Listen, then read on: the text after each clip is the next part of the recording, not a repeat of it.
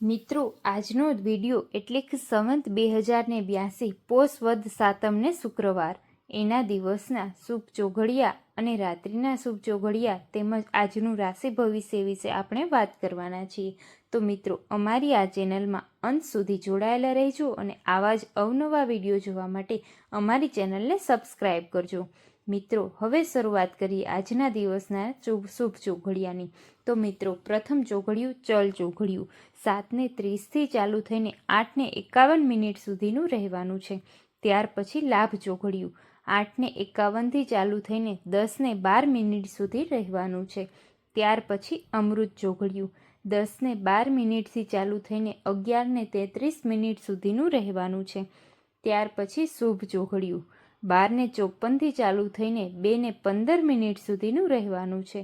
ત્યાર પછી ચલ ચોઘડિયું 4:49થી ચાલુ થઈને 6:18 સુધીનું રહેવાનું છે.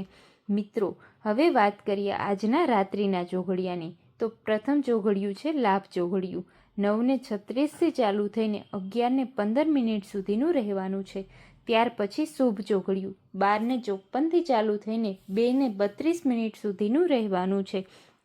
ત્યાર પછી અમૃત ચોઘડિયું 2:32થી ચાલુ થઈને 4:12 સુધીનું રહેવાનું છે. ત્યાર પછી ચલ ચોઘડિયું 4:12થી ચાલુ થઈને 5:51 સુધીનું રહેવાનું છે. મિત્રો, હવે વાત કરીએ આજના રાશિ ભવિષ્ય વિશે. તો મેષ રાશિના લોકોને અંગત કાર્યમાં સફળતા મળશે. વૃષભ રાશિના લોકોને નૈતિક ફરજ બજાવવી જરૂરી છે. મિથુન રાશિના લોકોને મુશ્કેલીઓ દૂર થશે. કર્ક રાશિના લોકોને મિલકતનો પ્રશ્ન રહેવાની સંભાવના આવી શકે છે. સિંહ રાશિના લોકોને આંતરિક શાંતિ મળશે. કન્યા રાશિના લોકોને ધાર્યું પરિણામ મળી શકે છે. તુલા રાશિના લોકોને શેર બજારમાં આજનો દિવસ માટે જાળવવું જરૂરી છે. વૃશ્ચિક રાશિના લોકોને પ્રશ્નોનો ઉકેલ આવવાની સંભાવના છે. ધન રાશિના લોકો માટે મહેનતનું ફળ મળી શકે છે. મકર રાશિના લોકો માટે ધાર્મિક પ્રવાસનો યોગ થઈ શકે છે. કુંભ રાશિના લોકોને નવા નિર્ણયો લેવા ખૂબ જ અગત્યના દિવસ માનવામાં આવે છે. મીન રાશિના લોકોને મિલકતથી લાભ થવાની સંભાવના છે.